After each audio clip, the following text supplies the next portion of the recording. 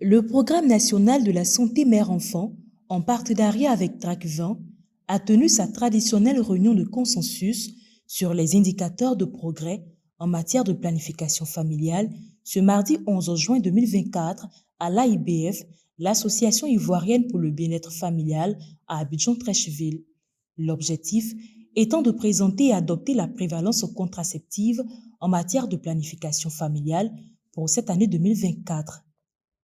22% de prévalence contraceptive en matière de planification familiale adoptée ce jour, un résultat qui connaît une chute comparativement à l'année dernière qui était de 24%.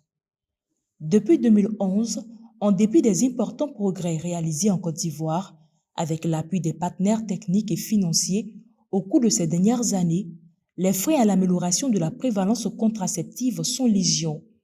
Il s'agit entre autres du manque d'informations fiables et adéquates, les fausses idées sur la contraception, la crainte des effets secondaires, l'alphabétisme, le pouvoir décisionnel de l'homme, les interdictions religieuses et les contradictions socio-culturelles.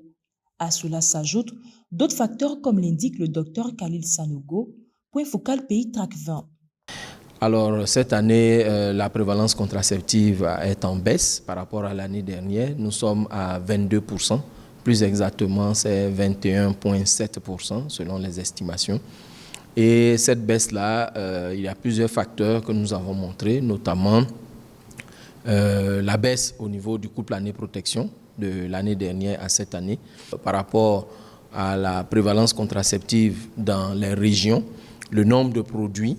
On a vu qu'il y avait beaucoup de ruptures par rapport donc à l'enquête réalisée par l'ENCA sur la disponibilité des structures de santé. Nous avons donc enregistré beaucoup de ruptures. Cela explique un tant soit peu la baisse pour la consommation des produits contraceptifs.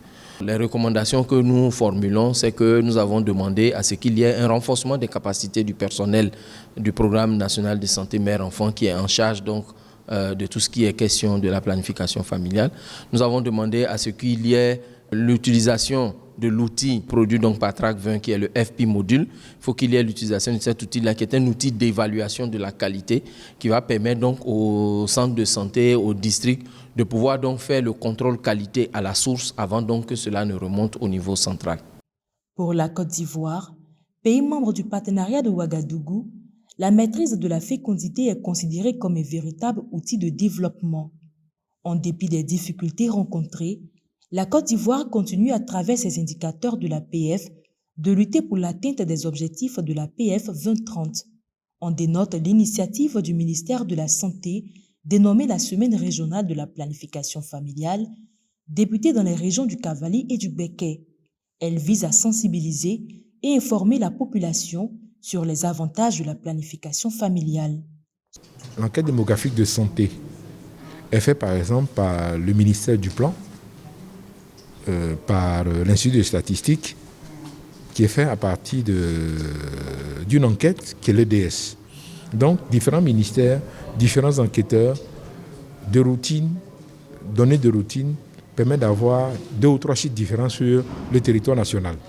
Alors, la plus grande recommandation que nous avons faite, c'est aujourd'hui faire en sorte que le ministre de la Santé puisse prendre une décision qui permet d'avoir à utiliser une seule donnée au niveau national en matière de taux de prévalence contraceptive, quels que soient les ministères concernés, puisque nos ministères de la Santé, c'est nous qui sommes comptables du chiffre de chaque année sur le nombre d'utilisatrices, sur le taux de prévalence, etc., etc.